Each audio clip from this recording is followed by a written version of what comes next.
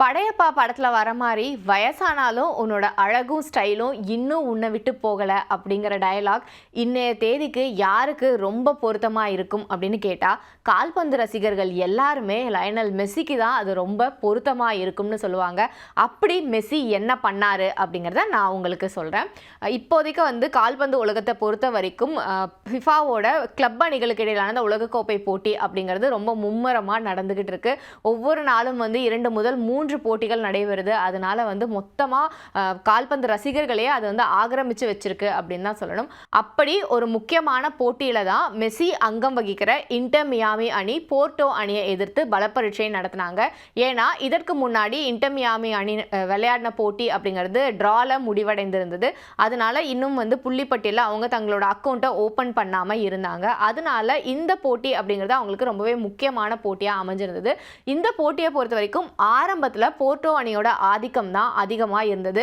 ஏன்னா முதல் பாதியை பொறுத்த வரைக்கும் அவங்க தான் ஒரே ஒரு கோலை பதிவு பண்ணியிருந்தாங்க. அதுவும் 6வது நிமிடத்திலேயே அந்த கோலுக்கான வாய்ப்பு அப்படிங்கிறது பெனால்டி கார்னர் மூலமாக அவங்களுக்கு கிடைக்குது.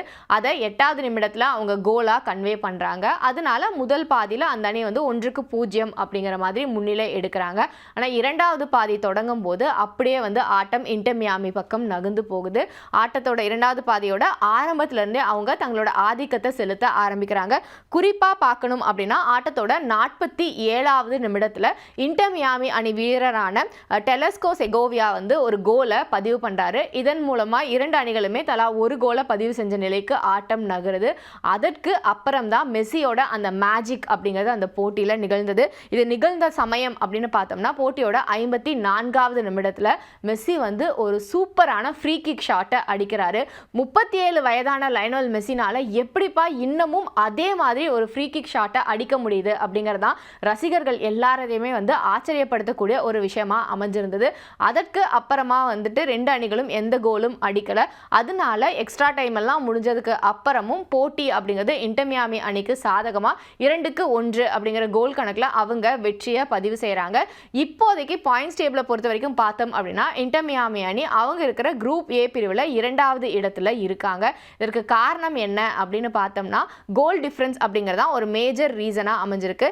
ஏன்னா இவங்களை தாண்டி பல்மைராஸ் அப்படிங்கிற அணி 2 கோல்கள் வித்தியாசத்தில் ஒரு போட்டியில் வெற்றியை பதிவு பண்ணியிருந்தாங்க. அதனால அவங்களோட கோல் டிஃபரன்ஸ் அப்படிங்கிறதுமே 2ஆக இருந்து புள்ளிகள் 4ல் இருக்காங்க. அதே சமயம் இன்டர் மியாமி அணியோட கோல் டிஃபரன்ஸ் அப்படிங்கிறது 1ஆ இருக்கு. அவங்களோட புள்ளிகள் 4ஆக இருக்கு. இதனால தான் அவங்க புள்ளிப்பட்டியலில் 2வது இடத்துல இருக்காங்க.